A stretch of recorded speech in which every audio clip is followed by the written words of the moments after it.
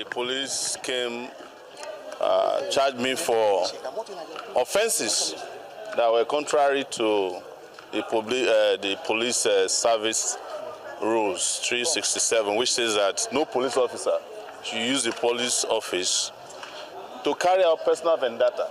That's pretty much how that was described.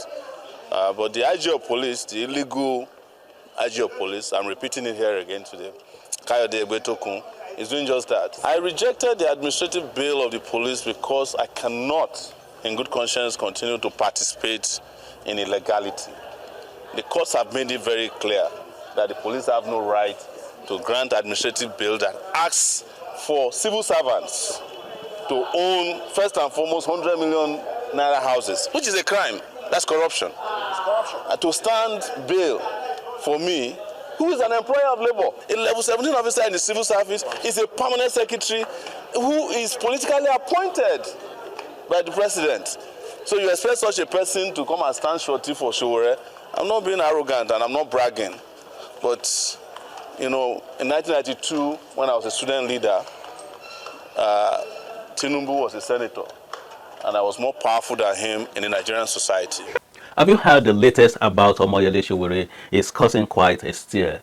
So Sowore, the human rights activist, is in hot water again. This time, he has been slapped with cybercrime charges by the Inspector General of Police IGP Kayode Egbetokun, all because he called the IGP illegal on social media. But here is where it gets even more interesting. Former Vice President Atiku Abubakar has jumped into this chat, slamming the charges as baseless and accusing the Tinubu administration of trying to muzzle critics and opposition voices. People say Tinubu has suffered. Why? Somebody said, what has Tinubu got to do with this one now again? Why bring him in? But obviously, this whole conversation has sparked a debate online. I believe that, you know, the AGF has maintained that the IGP is legal because his tenure was extended. But obviously, you know, people will question this sort of detention tactics by this administration especially. We have taking a lot of stories on what's trending regarding just people's comments. He said IGP is illegal, now he's in detention, he has to, you know, bring out 10 million naira. Well, in another development, Nigeria's former Vice President Atiku Abubakar has reacted to the arrest of Professor Usman Yusuf, a former executive secretary of the National Health Insurance Scheme, who was arrested on Wednesday by the Economic and Financial Crimes Commission for alleged corruption involving budget inflation to the tune of 3.7 billion naira and awarding contracts to family members. The Federal Capital Territory High Court in Kuje deferred his arraignment to February 3rd, 2025. Let's take Atiku Abubakar's tweet. Atiku wrote, "When I made the clarion call that Tinubu and the APC were devoting their energies to the systematic harassment, intimidation, and dismantling of the opposition, all in service of their grand design for a one-party autocracy, I became the target of vicious attacks. The arrest and baseless persecution of Omoyele Sowore is the latest chapter in this unrelenting campaign. Now they have seen fit to add Professor Usman Yusuf, an outspoken critic of this administration, into their grim roster.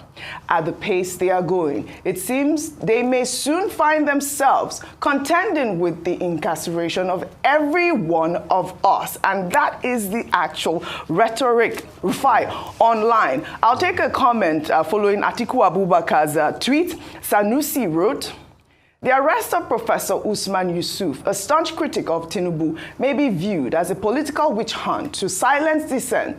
Also, recent arrests of figures like Shehu Mahdi, Dele Farotimi, and Omoyele Sowore for government criticism raise concerns about a shrinking democratic space in Nigeria." That it was important to highlight that. No, it does raise a lot of concerns, and it's quite very shocking. We don't even know why he was picked up in the front of his family. For what reason, we don't know. I know prior to this time there was a Usman. Yeah, Usman, talking about Usman. Yeah. Prior to this time, some media I saw online was trying to, as much as possible, to make allusion to the fact that, okay, there was any charge, but that was a while back, so that matter has not been broached again. So why is arrest at this point in time?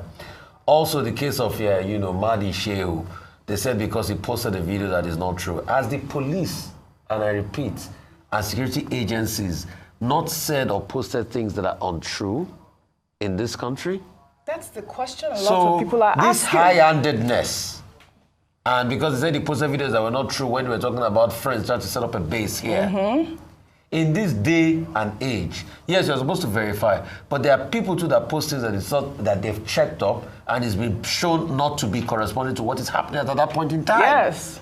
So the DSS now holding him on. But what about the people that fomented trouble? I keep referring to Lagos here. What about people that threatened ethnic bigotry in Lagos against the Igbos? The DSS, we never heard they picked them up. It was some people that talk about Mama Chukudi. We never hear they pick them up. In fact, the police came out to defend them. So this selective justice, and for what Sowore is saying, he's making a very valid point. Good point. You are saying you should have shorty by Pam said government official level 16, level 17 with about 100 million. That's, I mean, when I... So that's an invitation to corruption in a country where you pay 70,000 minimum wage. Correct. So what is going on here? And concerning also the points of the IG, I think what I'm just saying is, I'm not saying they've not put in the law, they've not fashioned the law in such a way that he can use full tenure of 4 years. But there are also civil service laws that a lot of people expect that once you push up the ladder, other people will come after you.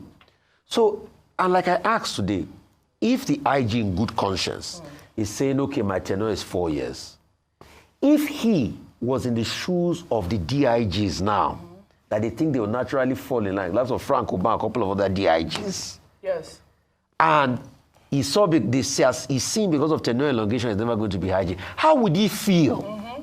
It's just a question of conscience I'm asking. Yeah. How would he personally himself feel? Yeah. And this is the bone of contention. Although the police forces, the police spokesmen have come out to clarify that his tenure has been elongated. Yes. We've taken that. Correct. But how will he feel if he's been put in that position? Correct. That's just what I'm asking. Correct. Now, during the bail hearing, Justice Musa granted Sowore bail set at 10 million naira, but insisted he surrender his passport. I don't know why Nigeria judges, they always do this thing. When Sowore's lawyer pushed back, the judge got a bit heated, claiming there is no operation in Nigeria. Imagine. And get this, after the initial bail condition was set, Judge Musa reportedly added extra requirements that weren't mentioned in the original ruling, making it more tougher for Sowore to meet them.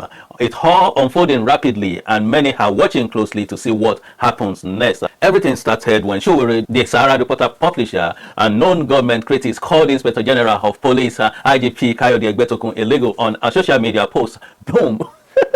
Just like that, the Nigerian police filed cyber crime charges against him. Now pause a minute. When did criticizing public officials become a crime? But wait, it gets even messier. The IGP is already under hit because there are legal questions about his appointment. Some argue that he's past retirement age and shouldn't even be in office. So instead of addressing that, the police decided to go after Sowore for speaking his mind. Talk about misplaced priorities. And this is where we are now with the case. Sowore was dragged to court where he pleaded not guilty to the charges. Now, you will think this is just a simple bail process, right? But no, the judge handling the case, Justice Musa, granted Sowore bail, but with strict condition. He had to drop 10 million bond and surrender his passport. Now Sowore and his team were like, why passport again? You people always use this trick to cage critics. Here is where it gets even wider. After the bail was set, the judge allegedly added extra condition that weren't in the original ruling. Like how? The man didn't even mention them in court, but somehow they appear in the official bail document. That's like playing a football match winning with 2-0, and after the game, the referee suddenly just show up and says, oh, by the way, your goals don't count. Your goals don't count. Really? Now, Atiku Abubakar, the former vice president and Syria presidential candidate, jumped in and basically said enough is enough. He called out the administration of Bola Ahmed Tinubu, saying that this case is proof that the government is out to silence opposition voices. Atiku's argument, this isn't really about cyber crime. It's about intimidation. They believe that if someone like Sowore, a well-known activist, can be treated like this, then imagine what happens to anybody or any Nigerians who have no platform. And this is getting bigger. This is the bigger picture here. Where do we go here? What's really going on? Let's take a step back. Sowore has always been a thorn in the side of the Nigerian government, from exposing corruption to organizing protests. He's been consistent in holding leaders accountable. Remember how he was arrested in 2019 for calling for revolution, that case is still pending. It's still hanging there. Now with election in the air and political realignment is happening, it looks like this is just another attempt to silence him. After all, if the government can win you over to themselves, they will try to shut you up. So what's next? What's going on? This case is far from being over. This case is not over yet, because Sowore's team is planning to challenge the shady bail condition and possibly expose more judicial manipulation. The IGP, on the other hand, is under pressure because if he loses this case, he might lose his position. And the bigger question, will Sowore try and spark another movement? We have seen before how these cases don't end well for government trying to suppress free speech. So my people, stay glued because this one is only getting started. Watch this space. This is just getting started, as even the police department, the IGP, has come out to say that, okay, that the tenure of the IGP has been extended. Now, even if he is over 60, because the law have been amended, he have the chance to finish his tenure, that he can still finish his tenure. So that is still in court. It's still left for the court to decide what happens here. So we are watching, because this is not over yet. It's not over yet. Again, my name is David Israel. Please keep watching. God bless you.